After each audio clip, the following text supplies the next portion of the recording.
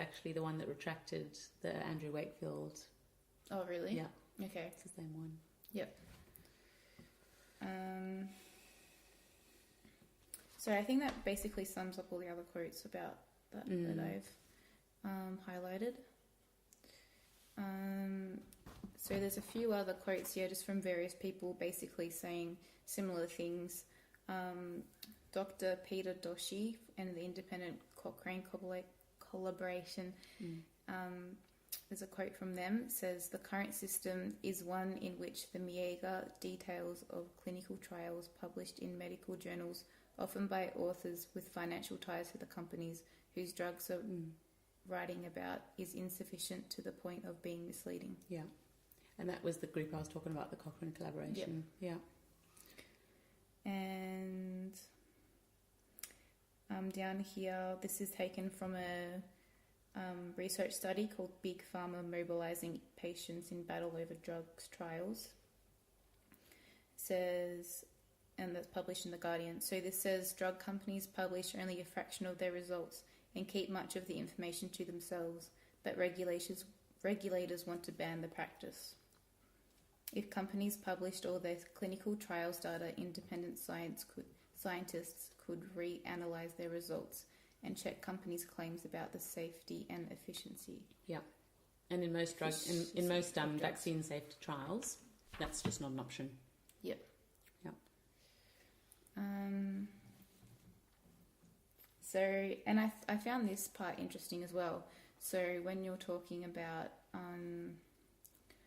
before about how we should be given, this opportunity to give informed consent without coercion, and you said you're pro-choice, not anti-vax, and you're happy if parents do their research and they decide to vaccinate. So there's actually been a study done on if the aluminium-based adjuvants can trigger immune dysfunction, and if there's a genetic predisposition to this. So they've found that there are key genetic markers that can be indicative of a predisposition towards these adverse events. Yeah. But there has been no research into identifying, which individuals may be at risk. Yeah. So as part of this, I guess, giving informed consent, that could be something that could be helpful too. If people have this test and then they're better informed about whether the vaccines are a risk for them and their family. Yeah, exactly. And I think the fact that there is that test available and it's not, people aren't even told about it, I think is criminal. The fact that there are injuries that are preventable, because if you just gave a parent, not even that, this gives the whole issue around cost and who pays for those, that's not even being covered. But as a parent, if you're being told there is a small chance that your child could have an autoimmune response to this vaccination and end up with a lifelong autoimmune condition, there is a genetic test available to see whether your child is predisposed to that. And that test is available in Australia. Would you like to have it? Yeah. I can't think of any parent who would say no to that. That would be a great option to have. Yeah. It is available, but parents now have to come up with that themselves. So I've got a friend who knew that information and went and had her child tested, and yes, her child does have a predisposition. Okay. That still doesn't qualify a medical exemption under the Victorian laws, despite the fact that that does not qualify.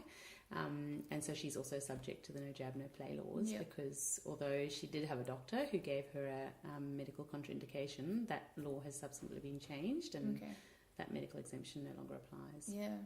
So even with that, that's not a medical exemption. No. That can't be. No. And even actually stopping breathing to the point of needing resuscitation is not a medical exemption under the current Victorian laws. That's crazy. So what you get told is the next time, even if you have and you've been brought back, the next time you have a shot, just have it in an emergency department so that you've got teams there. That's ridiculous. Yeah. But that's how it is in Victoria at the moment. Taking away things that we're eligible for. Yep. Even if we could die from exactly having a vaccination. Yeah. That's pretty crazy.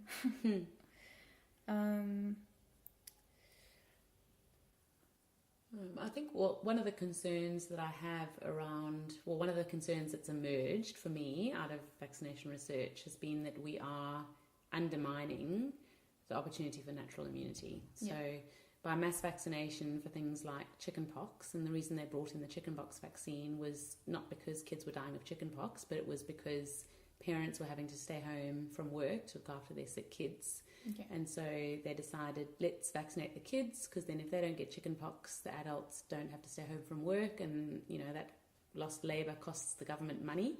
So let's just vaccinate all the kids. And now what's happening is, because where chickenpox used to be a very normal part of growing up, and when one of your friends had chickenpox, your parents took you over and you all had a chickenpox party and everyone got it. And then as a parent, when your child had it, you got a natural booster. And then when your grandchildren had it, you got another natural booster. Because they've now, it's very uncommon to find a child with chickenpox. You now have outbreaks of shingles, which is far more disabling for an adult to have months of the agony of shingles than a child going through a week of chickenpox.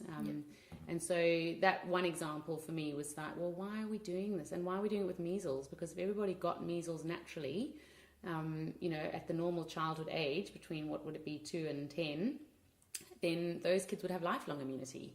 And if girls got rubella when they were children and it didn't affect them, they wouldn't be getting it when they were pregnant and having the issues that you have with rubella. And that by doing these mass vaccination programs, first of all, you're not allowing natural immunity to develop. And also, we don't know, maybe there is some evidence now to say that getting these childhood diseases primes the body's immune system for later in life, so that it's battled childhood diseases very successfully, and so one day when a cancer cell sprouts up, the immune system is primed and it knows how to fight the cancer. And so there's all these extra things. What's the risk? Like they don't get chickenpox or they don't get measles and they don't have a week off school or whatever, but they get cancer when they're 45. So I just think there's not enough evidence to go, what are the risks, despite eliminating the childhood diseases, what are the risks to the body about not allowing these things to happen naturally? Why are we so drastically interfering with what was a pretty perfect design of the human body by putting, we weren't born with some sort of need for an injection to go into us. We weren't, how did we survive thousands and thousands of years on the planet without, vaccinations if they were so necessary to our survival? It just doesn't make sense to me. Yeah. So, I've got concerns about my children not getting natural diseases because they aren't bumping into kids with them naturally. And so now you've got to try these illicit methods to try and get your kids to to come into contact with very benign diseases like chickenpox. It seems bizarre. In the reading that I've done about this, it seems that getting these childhood diseases is almost part of our natural development as well. Because I think there's a link between getting illness and your developmental leaps that you make. And I've been doing a bit of research into chickenpox lately, because there's a chance that my daughter may have caught it, which is pretty exciting.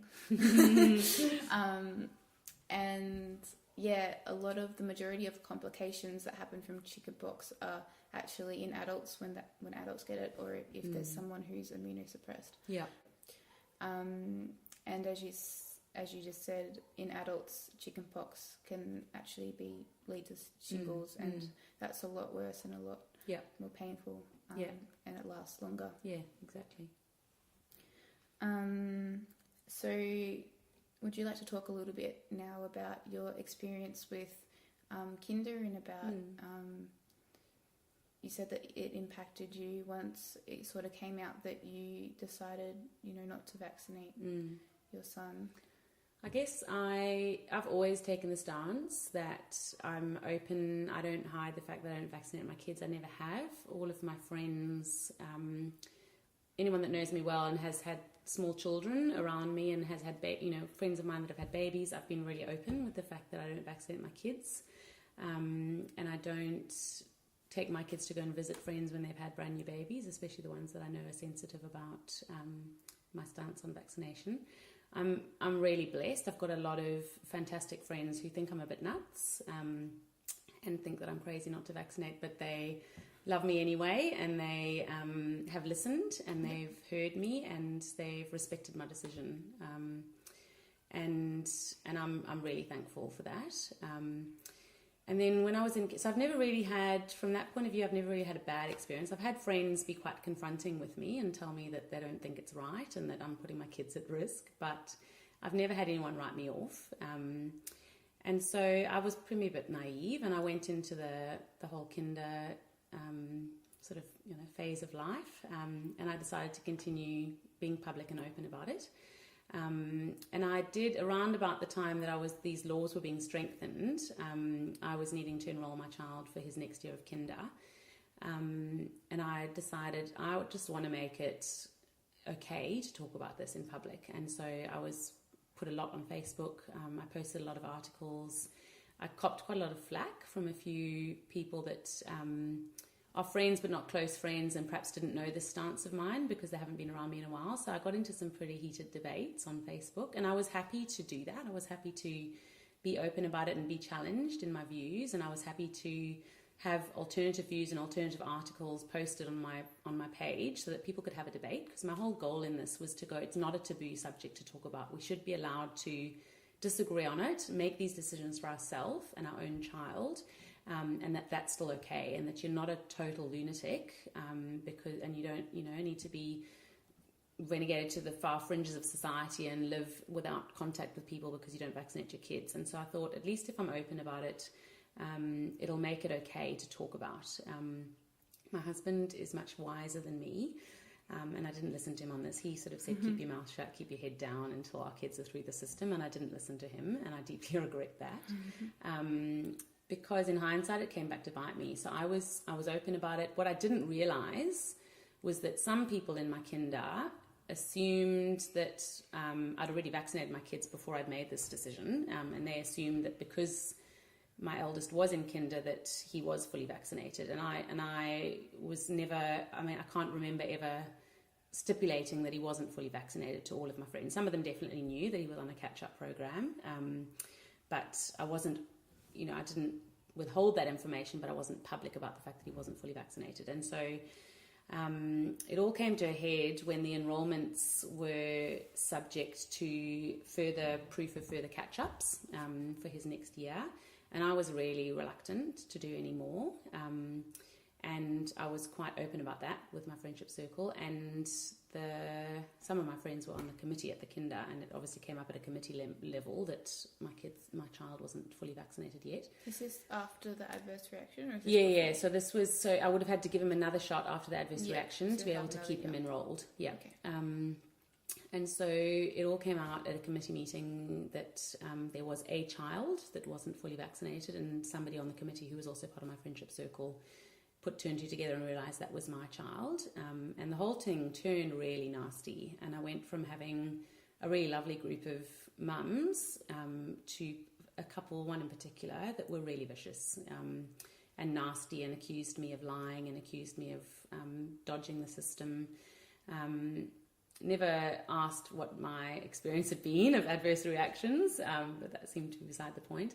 And it got to the point, so technically my child was on a catch-up program, and according to the law, he was enrolled and didn't have to have further vaccinations for his year of 4-year-old kinder this year. So technically I could have kept him there. And advice for other parents: if you have a child whose enrolment has been accepted and they haven't received further shots, there's nothing that the government or the kinder can do at this point to force you to finish that schedule. But for me, it came to the point that I knew it was going to be untenable to keep him there and not continue the shots, because I realised the mum group they'd already been too harsh, and it would have been probably impacted on my child eventually. And so I ended up pulling him out. And in hindsight, it's probably the best thing that we've done. But at the time, it was traumatic. And I felt, at the time that I was making these decisions, I didn't have another option for him. And I thought, he's going to be really missing out by not getting a kinder experience. And he's going to be missing he had this beautiful little friendship group. And I was devastated. And I was up awake. And I kind of constantly went back and forth. Should I just do a couple more jabs? And what was the next one I was facing? The next one was MMR, and I was, should I actually do this? I was trying to find some evidence to say that it was okay if they were over 3. I was trying to find ways to justify doing further vaccinations so that I could keep him in kinder, and I lost sleep for months over it. It was a really, really, my husband and I reflected it was probably the worst period, most difficult period as parents since our kids had